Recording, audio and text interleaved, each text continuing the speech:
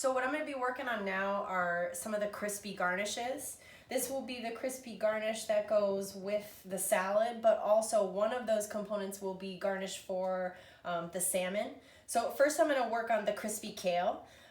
So I could just do simple olive oil, salt, make sure the kale's nice and lubricated with that olive oil, put it onto a sheet tray lined with parchment and pop it in the oven. It would crisp the kale up really nice and be really tasty. Even add a little extra complexity, adding salt and sugar onto it. I want to take it one little step further, thinking about that conversation about umami. And so I'm going to add, you have in your parcel, you have more Dijon mustard and more honey than you'll need for either recipe. And so this is where we play a little bit around with kind of the taste of things. So I'm going to put a little bit of honey and a little bit of Dijon mustard into this bowl. Don't need a lot because I'm not really trying to like totally thick coat this kale. In fact, it's got to be just this really, really, really thin layer. If the layer of this honey mustard oil that I'm making, I'm going to put a little pinch of cayenne pepper in there too. If it's too thick, then the kale's never going to get crispy. If it's nice and thin, then this little bit of seasoning is just going to also start to caramelize on top of the kale as it crisps up, and it just provides a really nice, interesting kind of flavor. Okay, that probably is good. Set that to the side. Just do a little pinch of cayenne pepper. I'm not really looking for too much heat. Just a little.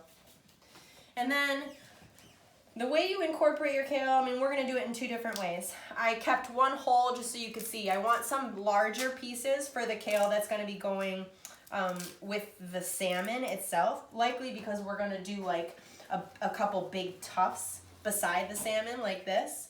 But if you get some smaller pieces, kind of like this, that's better for the crispy potato hay that's going to go on top of the salad. So you want to kind of break your kale up. I think you'll have 5 pieces in your parcel into a variety of different sizes. Obviously those smaller pieces, they're going to cook a lot faster. I have more than I'll need, which is fine. And then usually what I like to do is have some sort of a big bowl, even if you had a big Tupperware container, even a big pot if you needed to. The larger the area, the better, because you can kind of use the edges of whatever surface you're using to like work this honey mustard into the kale and then kind of work it off of it again too, so that it's not like totally slopped on. Almost like kind of rub it between your hands so that's like a thin layer coated on it, and put it onto your parchment. And then just keep kind of adding the kale in, kind of working that dressing into the layers of the kale. Maybe you've heard that term like massaging kale before. Kale is super forgiving, and so kind of working this stuff right into all the different nooks and crannies. It's not going to tear it. It's just going to tenderize it slightly, which will be really nice.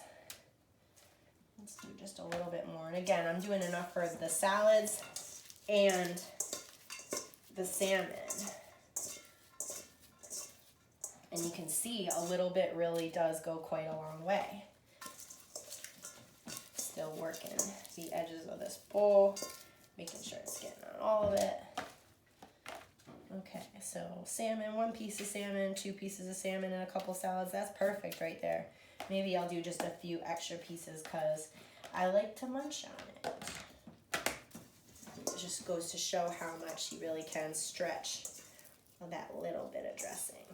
Okay, got our kale ready to go.